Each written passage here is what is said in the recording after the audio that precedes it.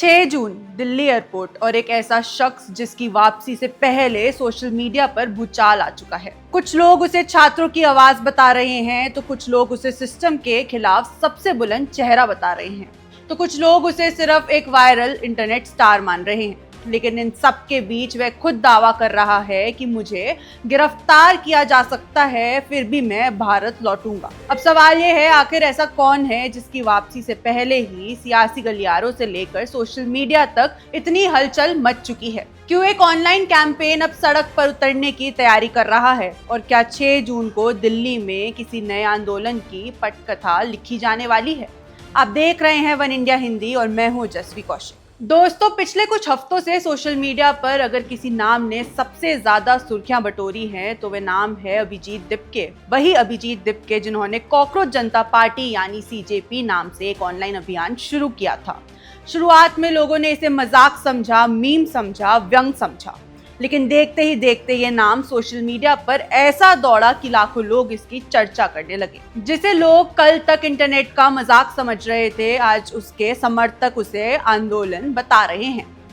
दिपके का कहना है कि देश के लाखों छात्र लगातार परीक्षा विवादों की मार झेल रहे हैं। कहीं हो रहे हैं पेपर लीक तो कहीं भर्ती पर सवाल है, कहीं रिजल्ट को लेकर बवाल है और कहीं सालों की मेहनत पर पानी फिर जाने का डर। दिपके दावा कर रहे हैं कि छात्रों का सब्र अब जवाब दे चुका है और इसी वजह से अब उन्होंने सोशल मीडिया की लड़ाई को जमीन पर ले जाने का फैसला किया है।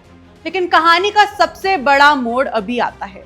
अभिजीत दिपके ने घोषणा की है कि वे 6 जून को अमेरिका से भारत लौटेंगे और लौटने के बाद दिल्ली के जंतर मंतर पर प्रदर्शन करने की अनुमति मांगेंगे। यानी अब मामला सिर्फ पोस्ट, वीडियो और ट्वीट तक सीमित नहीं रहने वाला।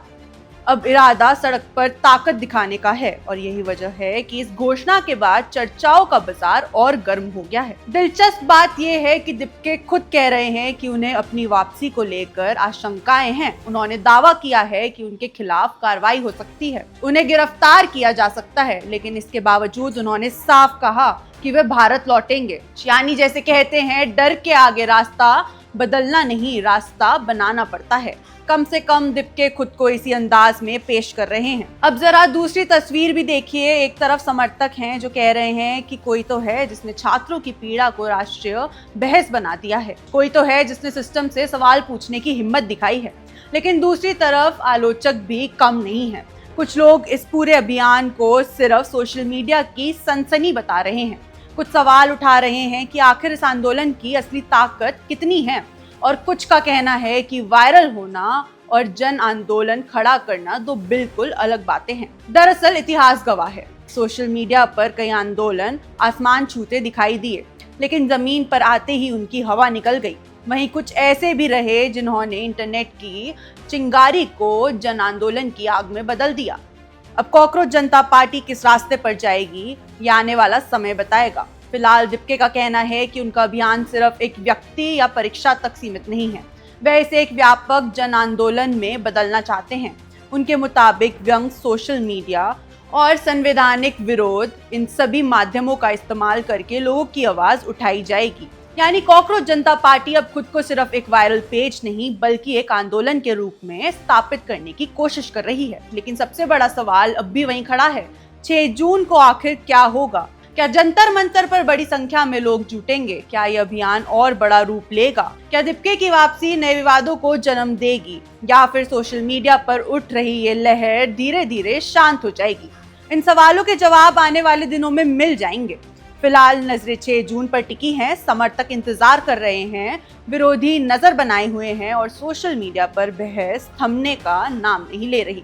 अब देखना होगा कि क्या 6 जून सिर्फ कैलेंडर की एक तारीख साबित होती है या फिर किसी नए आंदोलन की शुरुआत का दिन। आपकी इस पूरी मामले पर क्या राय है, कमेंट बॉक्स में जरूर बताएं। वीडियो पसंद आया है तो लाइक और शेयर कीजिए और ऐसी ही बड़ी खबरों के लिए जुड़े रहिए वन इंडिया हिंदी के साथ। मैं हूं जस्वी कौशिक, धन्यवाद। Subscribe to One India and never miss an update. Download the One India app now.